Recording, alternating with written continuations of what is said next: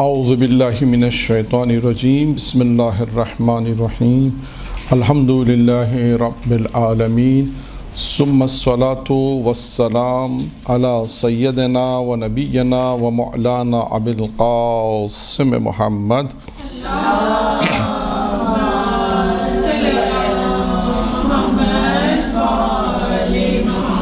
وأہل بیتہ الطیبین الطاہرین المعصومین المنتخبین المیامین اما بعد۔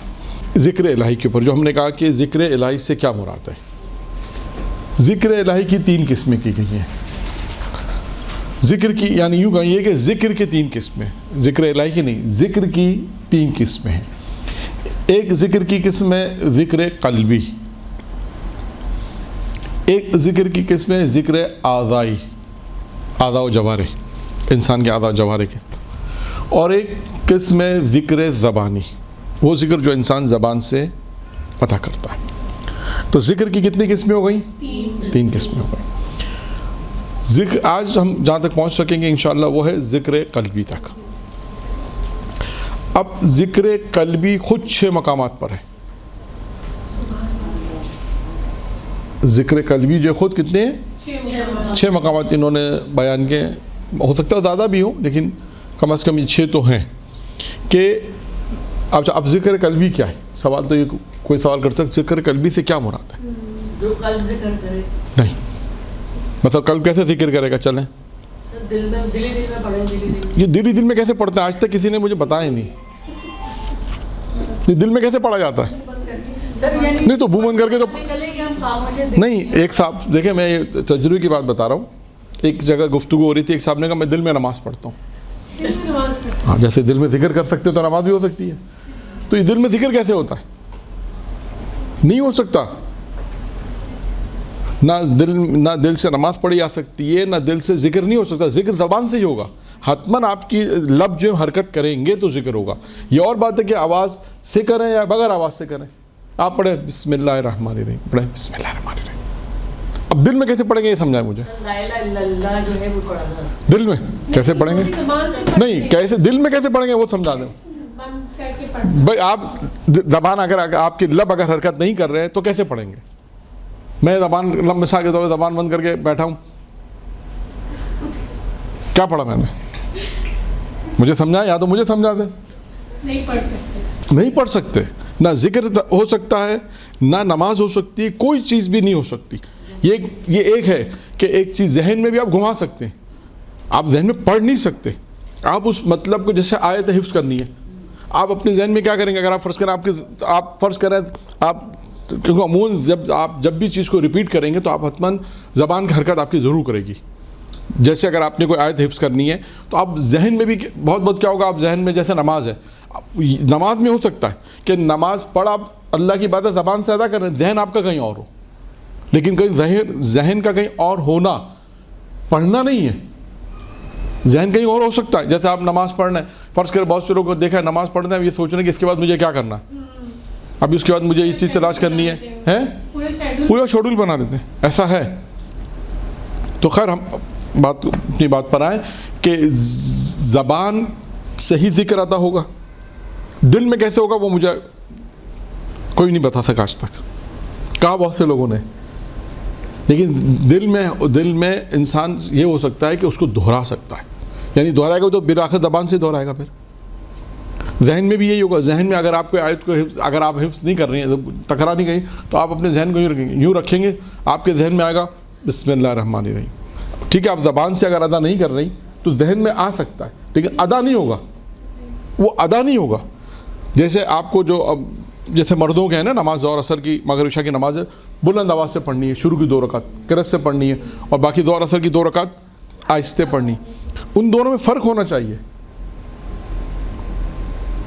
تو خیر ہم اپنی گفتگو میں آئیں کہ گفتگو ہے ذکر قلبی سے کیا مراد۔ دیکھیں، ذکر قلبی سے مراد انہوں نے یہ لکھا ہے کہ اب ذکر کی 3 قسمیں ہیں۔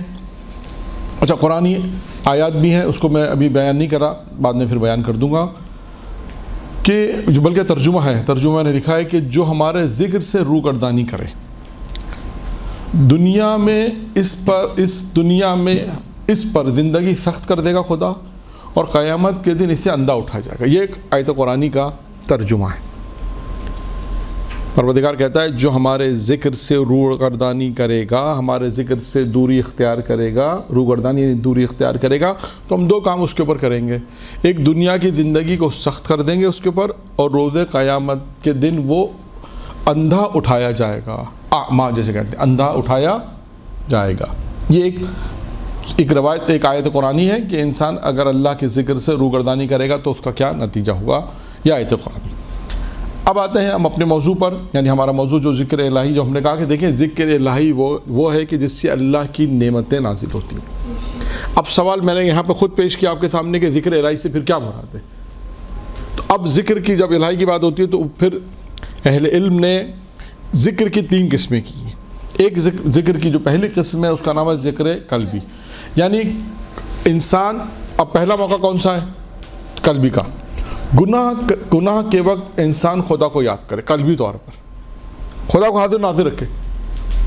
پہلا موقع کیا ہے کہ خدا نخواستہ اگر انسان کے سامنے کوئی گناہ کرنا ہے یا گناہ کا موقع فراہم ہوتا ہے, اس وقت فوراً متوجہ کون سی چیز ہے جو انسان کو خدا کی طرف لے جائے گی؟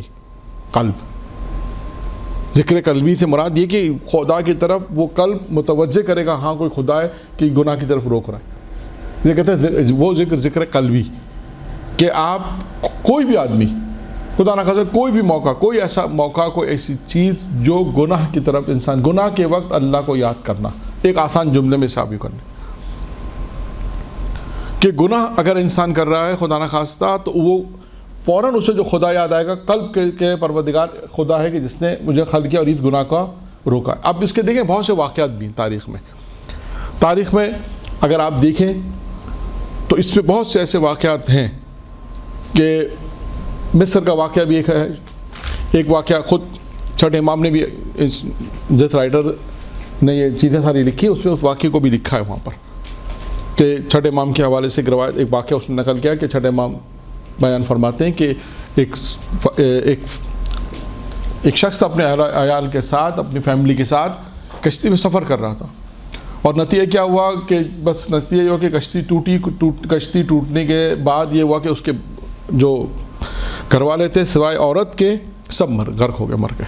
وہ عورت نے لکڑی کا تختہ لے کے بلاخر کسی طرح وہ کنارے تک پہنچی. وہاں پہ ایک چور تھا, ایک آدمی تھا, نافرمان خدا تھا. اس نے دیکھا کہ خاتون ہے, اب وہی گناہ کی طرف مائل, ناموس کی طرف مائل ہونا, تو اس عورت نے خدا سے خوف محسوس کیا. یہ قلبی ہے کہ انسان اس موقع پر, یعنی کوئی بھی گناہ, اب یہاں پہ اس روایت میں جو قصہ سنا اس میں یہ گناہ ہے. ممکن ہے کہ گھر میں شادی ہو تو دوسرا کوئی گناہ ہو, گانے کا گناہ ہوگا, غیبت کا گناہ لے لیجئے, جھوٹ کا گناہ لے لیجئے, یعنی کوئی بھی گناہ کرتے وقت انسان متوجہ ہو کہ قلب کے پروردگار ہے جس نے خلق سے منع کیا. گناہ کے وقت انسان خدا کو یاد کرنا, وہاں پر بھی یہی ہوا. اچھا اب نتیجہ کیا ہوا دیکھیں, اب واقعہ جو بیان کرتے ہیں نتیجہ بھی اچھا ہے. اس خاتون نے اپنے آپ کو یہ اظہار کیا کہ وہ خدا سے ڈر رہی ہے, حقیقت طور پہ ایسا اظہار کیا کہ وہ ڈر رہی ہے. اس نے پوچھا تم اتنا خوف کیوں ہوتا؟ کہا خدا مجھے دیکھ رہا, ہمارے اعمال کو خدا حاضر ناظر خدا دیکھ رہا ہے. تو اس شخص نے کہا کہ میں اتنا گناہ گار ہوں اور نہیں ڈر رہا, اور تم نے پہلی مرتبہ یہ گناہ تم کر رہی ہو اور اتنا ڈر رہی ہو, تو تم سے زیادہ تو مجھے ڈرنا چاہیے خدا سے. اس کے نتیجے میں کیا ہوا, اس نے اس گناہ کو انجام نہیں دیا. اچھا اب یہاں پہ ایک نقطہ اور میں بیان کروں, وہ کیا ہے کہ جو لوگ عموماً ایسے واقعات میں ملتا ہے کہ جو لوگ نیک ہوتے ہیں وہ بھی دوسروں کی اصلاح کا سبب بن جاتے ہیں. اور ایک نہیں کئی واقعات تاریخ میں, ایک نہیں کئی واقعات ایسے ملیں گے کہ جنہوں نے اپنے آپ کو گناہوں سے روکا, اس کے نتیجے میں سامنے والے پر اتنا اثر پڑا کہ وہ بھی گناہوں سے رک گیا, اور اس پہ اتنا اثر ہوا کہ یہ شخص جس نے اپنے آپ کو گناہوں سے روکنے کے بعد یہ وہاں سے چل پڑا آج کے اسلام میں. تو راستے میں راہب ملا, بہت شدید گرمی تھی. اس نے کہا بھائی تم دعا مانگو کہ بادل کا ٹکڑا آئے تو سایہ آ جائے. تو اس نے کہا میں تو بہت گناہ گار ہوں, میری کون سنتا ہے, اللہ نہیں سنے گا, میں تو بہت گناہ گار ہوں. تو اس نے کہا اچھا ٹھیک ہے, راہب نے کہا دعا میں کر دیتا ہوں, تم آمین کہہ دینا. تو کہا ٹھیک ہے. اب اس نے دعا کی, راہب نے آمین کہا, بادل کا ٹکڑا آ گیا, اور دونوں بادل کے سامنے چلتے رہے. اب ایک وقت ایسا آیا کہ دونوں کا راستہ جدا ہو گیا. جب دونوں کا راستہ جدا ہوا تو بادل کا ٹکڑا اس کے ساتھ جانے لگا. اس گناہ گار کے ساتھ جانے لگا. تو راہب پریشان ہو گیا کہ بھئی تم کون ہو, تم تو کہتے میں اتنا گناہ گار ہوں, تم بتاؤ تم کون ہو. اس نے کہا میں کچھ بھی نہیں ہوں گناہ گار. اس نے کہا نہیں تم ہو. تو اس نے پورا قصہ بیان کیا, اس طرح میرے سامنے گناہ آیا, میں نے گناہ سے اپنے آپ کو کنٹرول کیا اور وہ گناہ انجام نہیں دیا, جس کے نتیجے میں یہ. تو اس نے کہا کہ تم اللہ نے تمہارے دل میں ایک نور پیدا کر دیا. اب دیکھیں اس آدمی کی اصلاح کا سبب کون بنا؟ وہ خاتون بنی. یعنی یہ اس واقعے میں صرف یہ نہیں کہ اس نے اپنے آپ کو گناہ سے بچایا, وہ نہیں ہے, وہ تو بچایا. اس کی جو اس نے اپنے آپ کو خدا سے ڈر رہی تھی, اپنے آپ کو یہ جو ڈر رہی تھی, یہ کہاں سے آیا ڈرنا؟ یہ قلبی ہے. یعنی گناہ کے وقت انسان یہ تصور کرے کہ خدا ہے, یہ کہتے ہیں ذکر قلبی. یہ قلب ہے جو انسان کو وہاں تک پہنچا رہا. یہ معرفت جس سے آپ کچھ بھی کہہ سکتے ہیں, انہوں نے ذکر قلبی کا ہے. یعنی وہ چیز جو آپ کو خدا تک پہنچائے, خدا کا خوف دلائے کہ کون سی وہ چیز ہے جو انسان اس کو گناہ نہیں کر رہا, وہ ذکر قلبی. یہ ذکر ہے کہ جس نے آپ کو خدا سے محفوظ رکھا. تو اس قسم کے واقعات میں ایک طرف تو یہ ملتا ہے کہ انسان گناہ سے بچتا ہے, دوسری طرف دیکھیں گناہ سے بچنے کا نتیجہ بھی کیا آیا کہ اللہ نے اس کے دل میں ایک نور پیدا کر دیا, اور اس کی دعا قبول ہوئی, جس کی بنا پہ آمین کہا, جس کی بنا پہ بادل کا ٹکڑا بھی آ گیا. تو اب دیکھیں یہ دنیا کے اندر بھی ہے کہ انسان اگر گناہوں سے اپنے آپ کو محفوظ رکھتا ہے تو وہ خود بھی گناہوں سے محفوظ ہونے کا ایک محفوظ ہوتا ہے, اور کبھی کبھی ایسا آپ کو نظر آئے گا کہ وہ سامنے والے کے لیے بھی اس کی ہدایت کا سبب بنتا ہے.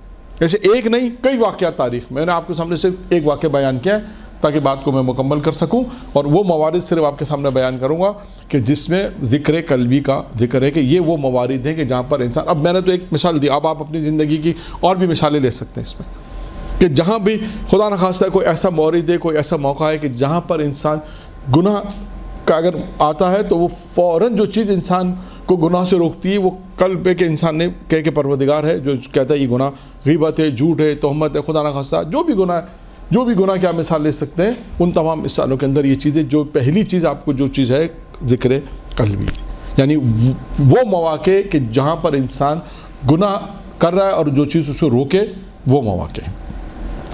اب آئیے دوسری چیز, عبادات اور اطاعت کے موقع پر خدا کو یاد رکھنا. یعنی آپ یوں سمجھے کہ ذکر الہی میں جو ذکر ہے وہ کیا ہے, وہ موقع کون سے ہیں جہاں پر خدا کو یاد رکھنا؟ پہلا گناہ کا موقع. اب یہ مثال آپ لے سکتے ہیں اس میں. دوسرا اطاعت پروردگار, عبادت پروردگار. اطاعت کے اندر بھی ہمیں اللہ کو یاد رکھنا ہے. نماز صبح کا مسئلہ ہے, گرمی کی شدت, روزے کا مسئلہ ہے, پھر وہی شادی بیاہ کے مسائل کا مسئلہ ہے, بہت سی گھریلو زندگی کا مسئلہ ہے. ساری جگہ پہ آپ دیکھیے گا بات گھما پھرا کر یہی ساری چیزیں ہوں گی. تو یہی چیزیں انسان اس پہ عمل کرے گا, انسان کمال تک پہنچے گا, انسان سعادت تک پہنچے گا. وہاں پر بھی دیکھیے اللہ کس پہ رحمت کرتا ہے, وہی سارے موارد, وہی چیزیں. یہاں پر بھی وہی کہ اللہ کو اگر یاد رکھنا ہے, پہلا موقع گناہ کا موقع. دوسرا عبادت, اللہ نے عبادت کا حکم دیا, اطاعت کا حکم دیا. کوئی کام ایسا ہے جو کرنے میں مشکل پیش آ رہی ہے, ظاہری اعتبار سے مشکل پیش آ رہی ہے, لیکن نہیں, ہم کہیں نہیں, اللہ تو نے حکم دیا کام کرنا ہے. حج کرنا ہے, پیسے بہت سارے ہیں, دل نہیں چاہ رہا 5 لاکھ روپے خرچ کرنے کا, مثلا کہ 5 لاکھ چلے جائیں گے حج کے اندر, 7 لاکھ چلے جائیں گے حج کے اندر. ہیں ایسے لوگ, کتنے ایسے لوگ جن پہ حج واجب ہے, شاید اب پیسوں کی محبت ہے, وقت نہیں ہے, اللہ جانے جو بھی ہے. میں حج کی مثال دے رہا ہوں, جہاں پیسہ خرچ ہوتا ہے اس کی مثال دے رہا ہوں. اور بھی بہت سے خمس ہے, خمس میں بھی یہی مالی واجبات ہے, انفاق ہے, بہت ساری چیزیں ہیں کہ جو انسان جن چیزوں سے جہاں اطاعت پروردگار آ جائے. بعض اوقات ہوتا ہے عبادات میں اللہ نے کہا یہ نماز پڑھنی ہے, نماز صبح کا مسئلہ ہے, نماز صبح ہے, آنکھ نہیں کھل رہی, کون اٹھے؟ اتنی سردیاں ہیں تو کون اٹھے, گرمیاں تو کون اٹھے. شدید گرمی کے روزے کی مثال دی جاتی ہے, شدید گرمی کے روزے رکھنا مشکل ہوتا ہے, لیکن کیا نہیں, اللہ تو نے حکم دیا. یعنی وہ مواقع جس پر اللہ کو یاد رکھنا, اطاعت الہی آ جائے اور عبادت الہی. یہ 2 مواقع ایسے ہیں جن میں لکھا کہ جہاں پر آپ اللہ کو یاد رکھیں. اچھا, اب میں اس کی مثالیں جو چھوڑی بہت دے سکا, باقی یہ 2-4 باقی مثالیں آپ کے سامنے ہیں. پھر آئیے تیسرا موقع یاد خدا کا. تیسرا موقع کیا ہے؟ یعنی اسی ذکر کے حوالے سے خدا کو یاد کرنا ہے جب زندگی میں آسائش ہو جائیں, جب زندگی میں انسان کی آسائش ہو جائیں. اچھا, آپ خدا کو اس وقت یاد رکھیں جب انسان زندگی کے آسائش میں ہو, نعمتیں ملتی ہوں. اب آسائش اللہ نے نعمتیں اتنی دے دی ہیں کہ انسان اس نعمتوں میں اللہ کو ہی بھول گیا. اس کی مثالیں بھی موجود ہیں مثالیں معاشرے میں. یعنی یہ مورد ہے, یہ وہ موقع ہے جہاں اللہ کو یاد رکھنا. اللہ کی نعمتیں بھرپور انسان کے پاس ہیں. آئیے اس میں جو انہوں نے جملات لکھے وہ کیا ہیں, اہم نکات جو اس میں انہوں نے لکھے. اس کی نعمت پر راضی رہے, اس کی نعمت پہ راضی رہے, اور اسے یہ معلوم ہونا چاہیے کہ یہ نعمت اسے اللہ نے دی ہے, اور اس لیے کہ وہ اللہ کا شکر کرے. یہ نعمت اللہ نے دی, اللہ کا شکر اس لیے کہ وہ شکر بھی چاہتا ہے, اللہ شکر بھی چاہتا ہے.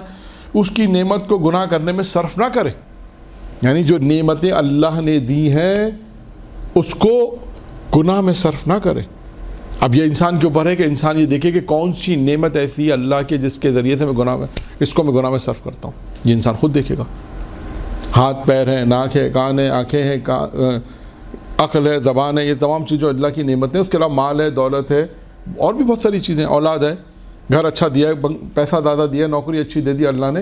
تو سب سے پہلے تو یہ اس بات کا اقرار کرے کہ جو چیزیں اللہ نے مجھے دی ہیں وہ اللہ نے دی ہیں. کبھی یہ خیال نہ کرے میری ہیں. یہ کہ اللہ نے مجھے نعمتیں دی اور اللہ شکر بھی چاہتا ہے. یہ بھی ذہن میں رکھا, اللہ کہتا ہے کہ میرا شکر کرو. اور اس کے بعد جو ہے یہاں پر پھر انہوں نے بیان کیا اس کی نعمت کو گناہ میں صرف نہ کرے, نعمت کو یاد کرے اور منعم کا شکر ادا کرے. منعم یعنی جس نے نعمت دی ہے, وہ نعمت دینے والا جو خدا ہے اس کو یاد کرے کہ پروردگارہ یہ نعمتیں تو نے دی ہیں. یعنی کہنا کیا چاہتے ہیں کہ اللہ کی نعمتیں, اولاد ہے, بیوی ہے, بچے, مال, دولت, جو اچھی زندگی, اچھی جاب, اچھا گھر, یہ تمام چیزیں جو اتنی ساری نعمتیں اللہ دی, یہ نعمتیں اتنی ایسا نہ ہو کہ اس نعمتوں میں انسان اللہ کو بھول جائے. ہوتا ہے انسان غافل کیسے ہوتا ہے؟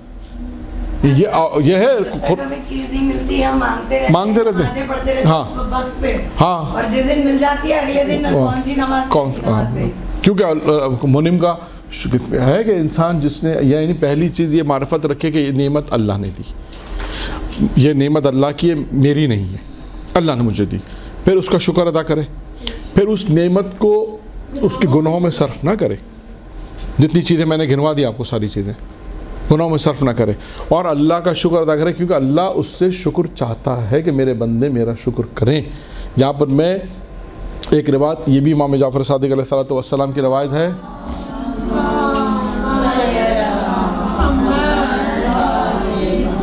کہ جسے 4 چیزیں عطا ہوئیں اسے دوسری 4 چیزیں ضرور ملیں گی. جسے 4 چیزیں عطا ہوئیں یعنی یہ الفاظ ہے کہ اسے دوسری 4 چیزیں ضرور ملیں گی. یعنی یوں سمجھیے کہ چین کی طرح, جیسے چین کی ایک لڑی دوسری لڑی سے ملی ہوئی ہوتی ہے نا, اسی طرح یہ بھی ہے. امام نے فرمایا کہ جسے 4 چیزیں عطا ہوئیں اسے دوسری 4 چیزیں ضرور ملیں گی. اس میں پہلی کیا امام نے فرمایا کہ دعا, جسے دعا ملی اسے قبولیت سے وہ محروم نہیں رہے گا, اس سے قبولیت ضرور ہے. یعنی جسے توفیق ہوئی کہ اس نے دعا کی, یعنی جسے دعا کی توفیق ملی, جس نے دعا کی امام فرماتے ہیں وہ قبولیت سے محروم نہیں رہے گا. دوسرا جیسے استغفار ملی, جس نے استغفار کیا وہ توبہ سے محروم نہیں رہے گا. جسے استغفار کیا وہ توبہ سے محروم نہیں رہے گا. اور جسے اب ہمارے موضوع والی یہ والا جسے شکر ملا, جس نے شکر کیا وہ نعمتوں میں اضافے سے محروم نہیں رہے گا, اس کی نعمتوں میں اضافہ ہوتا رہے گا. خود قرآن کی آیت بھی ہے سورہ ابراہیم میں پروردگار نے فرمایا کہ تم اگر شکر کرو گے تو اللہ تمہاری نعمتوں میں اضافہ کرے. تو یعنی ایک بہت آسان فارمولہ اللہ نے بتا دیا کہ اگر کوئی چاہتا ہے کہ اس کی نعمتوں میں کہ نعمتوں میں اضافہ ہو تو آسان فارمولہ کیا ہے؟ شکر کرتا رہے کہ پروردگار تیرا شکر ہے کہ تو نے دیا. ہر نعمت ملے تو کہ پروردگار تیرا شکر ہے. کبھی یہ نہ کہے کہ یہ نعمت میری ہے یا میں نے بڑی زحمت سے حاصل کی, نہیں, ہر وقت یہ کہ خدا تو ہے, یہ نعمتیں تیری ہیں, تو نے لائق سمجھا ہمیں اور اپنی نعمتیں ہمیں دی ہیں تو ہم اس قابل ہیں. دعا اللہ سے یہ دعا کرتا رہے, کیونکہ خود شکر کے لیے بھی ایک روایت معصوم ہے نا کہ پر روایت نے مفہوم روایت پیش کر رہا ہوں کیونکہ شکر پہ بحث نہیں, لیکن ایک روایت ذہن میں ہے کہ فرماتے ہیں کہ جو شکر میں کر رہا ہوں اس شکر کے لیے بھی ایک شکر چاہیے. یعنی یہ جو شکر کیا پروردگار تیرا شکر, یہ شکر کرنے کی جو تو نے طاقت دی تو پھر میں ایک شکر کروں پروردگار تو نے مجھے, تو وہ شکر انسان کا ختم توفیق دی. یعنی وہ ختم ہی نہیں ہو سکتا. یعنی جو شکر آپ کر رہے ہیں, ابھی میں نے کہا پروردگار تیرا شکر, یہ جو کہہ رہا ہوں شکر ہے, اس شکر کے لیے بھی ایک شکر چاہیے. معصوم کہتے ہیں تو لہٰذا انسان اس طرح یہ نہیں یہ کہ نعمتوں میں اکثر ایسا ہوتا ہے کہ یہ نعمتیں جو ہیں دنیا کی نعمتیں اولاد مال دولت عزت شہرت کوئی بھی یہ اللہ سے غافل ہونے کا سبب بھی بنتی ہیں. سر چوتھی چیز بتائیے. ابھی آہستہ سے پوری کرتے ہیں انشاءاللہ. سر دراصل میں چاہ رہی ہوں کہ آپ جو ہے نا ذکر آزائی کے اوپر بھی تھوڑا آج نہیں ہو سکے گا وہ. سر 2-4 جملے اس کی نہیں ابھی چونکہ زبانی کا تو ہمیں پتہ ہے لیکن آپ نہیں زبانی کا بھی جو پتہ ہوگا اس میں بھی انشاءاللہ بہت ساری چیزیں ہیں. ہاں نہیں انشاءاللہ بات آگے بڑھے گی تو آہستہ سے آئے گی. دیکھیں کہ اچھا یہ روایت کو مکمل کر دوں. 4 چیزیں فرمائی تھیں معصوم نے, 3 چیزیں مہربان کی. چوتھی چیز کیا ہے؟ جسے صبر ملا وہ اجر سے محروم نہیں رہے گا. جس نے صبر کیا کسی بھی کام پر, اللہ کی اطاعت پر, گناہوں کے سامنے صبر کرنا, مصیبتوں سے صبر کرنا, یہ صبر کی 3 قسمیں ہیں. یعنی روایت میں تو اس روایت میں ہے جس نے صبر کیا جسے صبر ملا وہ اجر سے محروم نہیں رہے گا, اسے اجر پروردگار ضرور عطا کرے گا. تو یہ ایک روایت اور میں نے آپ کے سامنے بیان کی جس سے 4 چیزیں عطا ہوں گی, وہ 4 چیزوں سے محروم نہیں رہے گا. آئیے ہم اپنی روایت پر آ جائیں ذکر کر لیجیے. تو اب یہاں تک ہماری گفتگو پہنچی تھی کہ انسان اللہ کا شکر ادا کرے اور ناشکری نہ کرے. اگر ناشکری کرے گا تو اس نعمت کو اس سے چھین لیا جائے گا. یہ آخری جملہ. 3 چیزیں ہم نے اب تک بیان کی ذکر قلبی کے اندر. 3 چیزیں بیان کی ہیں. تیسری چیز ہے کہ اللہ کو یاد رکھے, خدا کو یاد رکھے جب زندگی میں آرائش بہت اچھی ہو, آسائشیں بہت اچھی ہوں, نعمتیں سے زندگی بھری ہوئی ہو, سب چیزیں ہوں, تو اس نعمتوں کے دوران, ان تمام نعمتوں کے دوران جتنی بھی نعمت اللہ نے اس کو دی, ان تمام نعمتوں کے دوران وہ اللہ کو یاد رکھے. اب آتے ہیں چوتھی قسم کے اوپر. چوتھی قسم ہے مصیبت کے وقت اللہ کو یاد رکھے. ایسا نہ ہو کہ مصیبت میں انسان, خدا نخواستہ کوئی مصیبت انسان پہ آتی ہے, اب وہ مال تلف ہو جائے, کاروبار میں نقصان ہو جائے, خدا نخواستہ دنیا سے کوئی رخصت ہو جائے, تو انسان کی جو مختلف مصیبتوں کی جو قسمیں ہیں, مختلف مال ہے, جان ہے, بہت ساری چیزیں ہیں, کہ ایسا نہ ہو کہ انسان اس وقت اللہ کو بھلا دے. اور دیکھنے میں آیا ہے, آپ نے بھی سنا ہوگا, کبھی کبھی اللہ نہ کر ایسا ہو کہ انسان پہ جب مصیبت پڑتی ہے تو وہ پھر بعض اوقات ایسے الفاظ ادا کرتا ہے جو کفر کی منزل پر, وہ پھر خدا معاذ اللہ کہ وہ ایسی باتیں کرتا ہے جو کفر کی منزل پر انسان کو لے جاتی ہے. کیونکہ انسان ہے, اللہ کی آزمائش ہے, انسان کو چاہیے اس پہ تحمل کرے, اور انسان انشاءاللہ اس پہ تحمل کرے گا تو اسے فائدہ ہوگا. خدا کو یاد مصیبت کے وقت. اچھا اب یہاں پر میں ایک آپ کو علامہ مجلسی کی دختر کی بیٹی کا قصہ بھی سناتا ہوں. آج بھی دیکھیں قصے خواتین کے زیادہ آ رہے ہیں, اور بھی قصے تو جو میں نے چھوڑ دیے, کیونکہ تاریخ میں ضروری نہیں کہ خواتین کو جو ہے وہ بعض اوقات پیش کیا جاتا ہے کہ جیسے امام حسن کو زہر کس نے دیا, کہا ان کی زوجہ نے. کہا ابن ملجم کا سر کس نے مانگا, وہ نہیں زوجہ تو تھی, قطامہ نے. یعنی وہ عورتوں کے کردار کی بات ہو رہی ہے. لیکن اگر آپ دوسری طرف دیکھیں تو بہت سے ایسی تاریخ میں خواتین گزری ہیں کہ جو نمونہ ہیں. تو اس حوالے سے بھی مثال کے طور پہ اس میں بہت سی, جیسے آج میں نے قصہ بیان کیا, ابھی ایک قصہ چھوڑ دیا, اور کئی قصے ایسے ہیں کہ جس میں خود خواتین کا وہ کردار ایسا کردار رہا ہے کہ جس کی وجہ سے خود انہوں نے بھی اپنے آپ کو گناہ سے بچایا, اور سامنے والے کے لیے بھی ایک ہدایت کا سبب اور ہدایت. اب علامہ مجلسی کی جو بیٹی ہے, کہتے ہیں زینے سے گری اور چوٹ لگ گئی. اب انسان جب گرے گا تو چوٹ لگے گی, تو چوٹ لگنے کے بعد کیا ہوگا, انسان ہا ہو کرے گا. تو وہ بالکل ہا ہو نہیں کر رہی تھی, کوئی چیز کو پکار نہیں. تو جب طبیب نے کہا, علاج کیا, مرہم پٹی وغیرہ کرنے کے بعد کہا کہ کیا آپ کو درد نہیں ہو رکھا, درد ہو رہا ہے. تو کہا پھر آپ رو نہیں رہی, چلا نہیں رہی. کہا اللہ جو مجھے اس چوٹ کے اوپر ثواب دے رہا ہے نا, وہ ضائع ہو جائے گا. دیکھیں اتنی معرفت رکھتی تھی کہ یہ چوٹ لگی ہے, یہ جو زخم آیا ہے, یہ بھی اللہ کی طرف سے, اگر میں اس پہ واویلا کروں تو وہ ثواب ضائع ہو جائے گا. تو کہنے لگی اللہ جو مجھے اس چوٹ کے اوپر جو مصیبت میرے پر آئی ہے, جو اللہ مجھے ثواب دے رہا ہے, وہ ثواب ضائع ہو جائے گا. تو یہ مصیبت کے بعد, اب یہ مصیبت چاہے مال کی ہو, چاہے اس طرح چوٹ لگنے کی ہو, چاہے خدا نخواستہ کسی اور مصیبت, یعنی مختلف مصیبتیں جو انسان کی زندگی میں آتی ہیں, انسان یہ وہ موقع ہے کہ انسان اللہ کو یاد رکھے. یہ ہے قلبی, ذکر قلبی کے انسان ان موقع پہ جو اللہ کو یاد رکھنا ہے. ذکر الہی کی ابھی ہماری گفتگو جو ہم نے شروع کی ہے, ذکر الہی کہ ذکر الہی کی کتنی قسمیں؟ 3 قسمیں میں نے آپ کے سامنے ذکر کی 3 قسمیں بیان کی ہیں. وہ ایک قسم قلبی ہے. اس قلبی کے جو قسمیں پھر بیان کی ہیں کہ دیکھیں اس میں بھی 6 نکات ہیں, 6 انہوں نے بیان کیے ہیں. اب آتے ہیں 5ویں, تقریباً میں اس روایت کو مکمل کر دوں. 5ویں قسم ہے کہ موت اور اس کے بعد کے حالات کو یاد رکھنا. یعنی اللہ کو یاد رکھے, موت کو یاد رکھے اور اس کے بعد کے حالات کو بھی یاد رکھے. یہ کہ اللہ کو یاد رکھے کس وقت؟ موت اور اس کے بعد کے حالات کو, کیونکہ موت سے بڑھ کر کوئی چیز انسان کے لیے واعظ و نصیحت نہیں ہے. یعنی کہتے ہیں کہ موت بہترین نصیحت ہے انسان کو.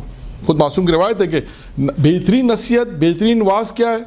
موت. جب ہم کسی اصالہ صاحب کی مجلس میں جاتے ہیں تو وہ ایک تو اس کو اصالہ صاحب تو ہوتا ہی ہے کہ جو ذکر آل محمد ہوتا ہے, جو بس روایت بیان کی جاتی ہے اس کو صاحب, لیکن دوسروں کے لیے وہ ایک نصیحت ہوتی ہے کہ دیکھو اس کا وقت اب پورا ہو گیا, اب اللہ نے تمہیں زندگی دی, اللہ نے تمہیں فرصت دی ہے, یہ تمہارے لیے کہ تم اب نیک کام کر لو, ہمارے پاس ابھی موقع ہے اور وقت آپ کے پاس ہے. اچھا, اب سوال یہاں سے ایک اور بات شروع ہوتی ہے کہ موت کو اگر یاد رکھیں تو اس کے کیا فوائد ہیں؟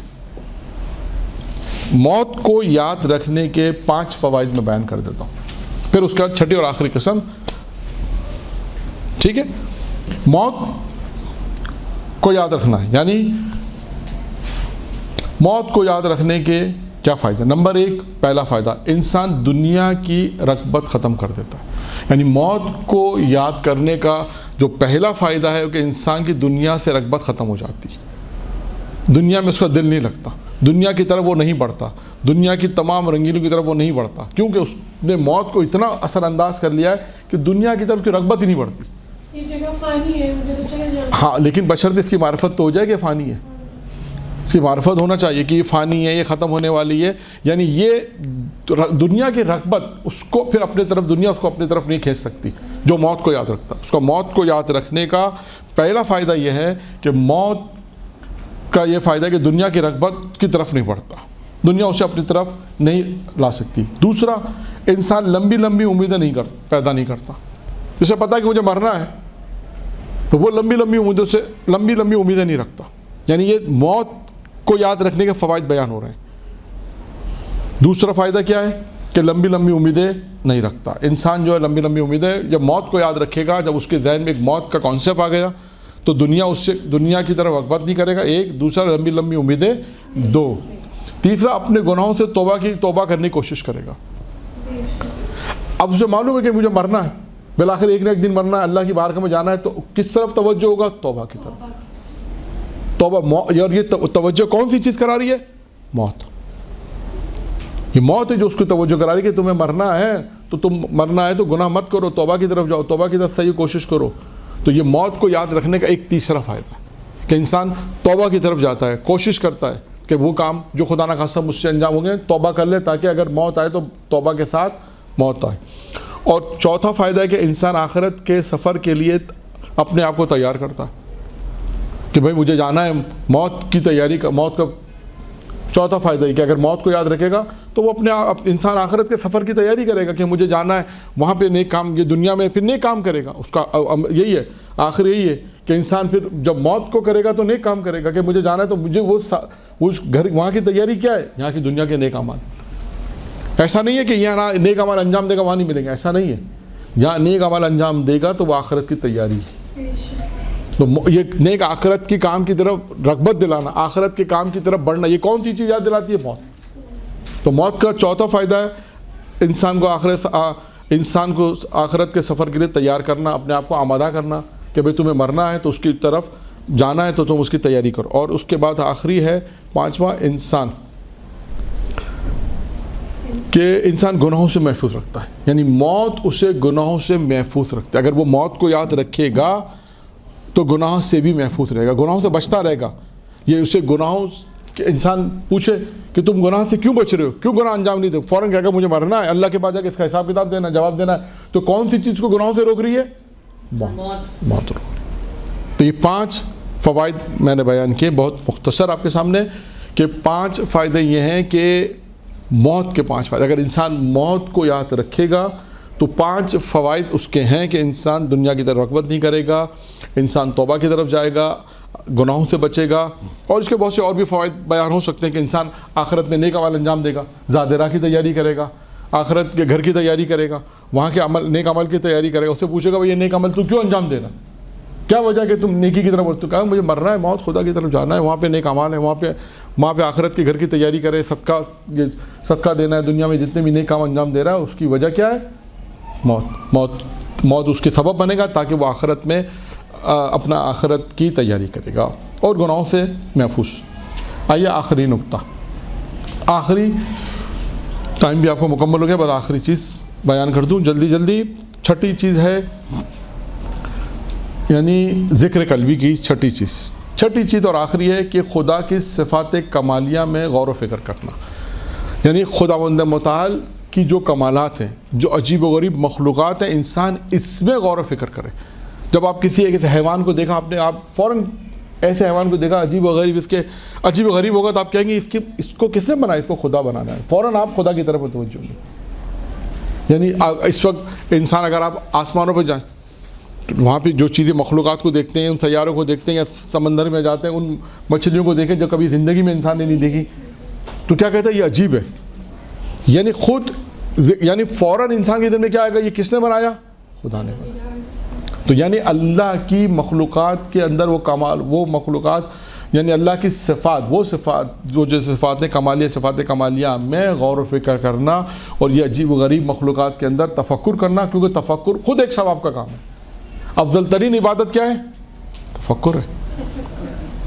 یہ تفکر کی جب گفتگو آئے گی اس میں آئے گا کہ خود تفکر کیا ہے. خود تفکر جو ہے وہ ایک افضل ترین عبادت کے اندر شمار کیا گیا، تفکر کرنا. تو 6 چیزیں ہم نے آپ کے سامنے مختصر بیان کی. 6 چیزیں، یہ ذکر قلبی کی 6 چیزیں ہیں کہ انسان، یہ وہ ذکر ہے، ذکر قلبی کہلاتا ہے کہ انسان ان 6 مواقع ایسے جہاں پر انسان اللہ کو یاد کرے گا. انشاءاللہ ان سے بعد دیگر گفتگو ہوگی، اس میں انشاءاللہ باقی بیان کریں گے. وآخر دعوانا الحمدللہ رب العالمین.